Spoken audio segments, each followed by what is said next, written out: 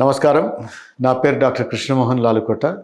నేను director of cardiology at Care హైటెక్ City hospital. Stent thrombosis అనేది ఒక మేజర్ ప్రాబ్లం స్టెంట్ వేసిన పేషెంట్కి. ఈ స్టెంట్ థ్రాంబోసిస్ అనేది అర్లీ స్టెంట్ థ్రాంబోసిస్, తర్వాత late stent thrombosis and very late stent thrombosis అని 3 రకాలు. అర్లీ స్టెంట్ థ్రాంబోసిస్ అంటే మీరు స్టెంట్ వేసిన నెక్స్ట్ మినిట్ నుండి మొదలు పెట్టుకొని ఫస్ట్ 24 hours to 48 hours ఏదైతుందో అది అర్లీ స్టెంట్ థ్రాంబోసిస్.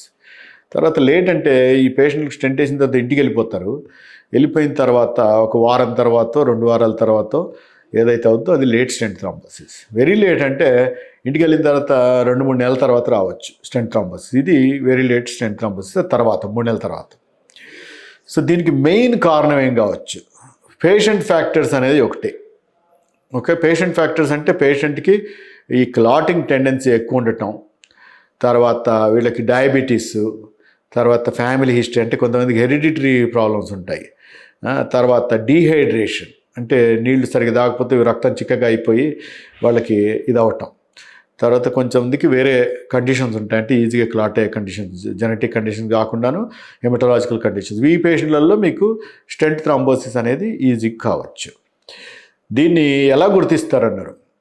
స్టెంట్ మూసపోతే మళ్ళీ హార్ట్ అటాక్ వస్తుంది. అంతకుముందు మీకు 70% బ్లాక్ ఉండి మీకు స్టెంట్ వేశారనుకోండి, అప్పుడు మీకు నడిస్తే ఛాతీలు నొప్పి వచ్చేది. కానీ ఇప్పుడు స్టెంట్ థ్రాంబోసిస్ అంటే క్లాట్ మొత్తాన్ని మూసేస్తుంది కాబట్టి పేషెంట్ హార్ట్ అటాక్తో ప్రజెంట్ అవుతారు. అంటే మీకు ఈసీజీలో హార్ట్ అటాక్ తేడాలు ఉంటాయి. పేషెంట్కి ముందర కంటే ఎక్కువ నొప్పి వస్తుంది.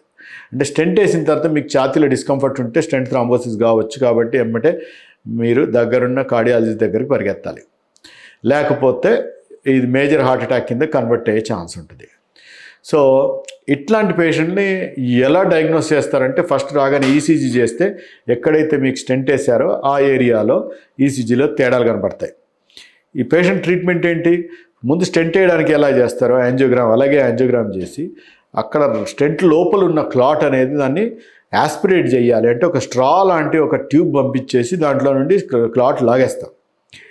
అది లాగేసిన తర్వాత ఒక్కొక్కసారి దాన్ని ఈ బద్దలు చేయటం, ఒక్కొక్కసారి దాంట్లో మందులు ఇస్తాం వేరే ఆ క్లాట్ అనేది కరగడానికి స్పెషల్ మందులు ఉంటే అవి ఇచ్చేస్తాం. సో ఇట్లాంటివి చేసి ఈ పేషెంట్స్ని కాపాడడం అనేది జరుగుతుంది.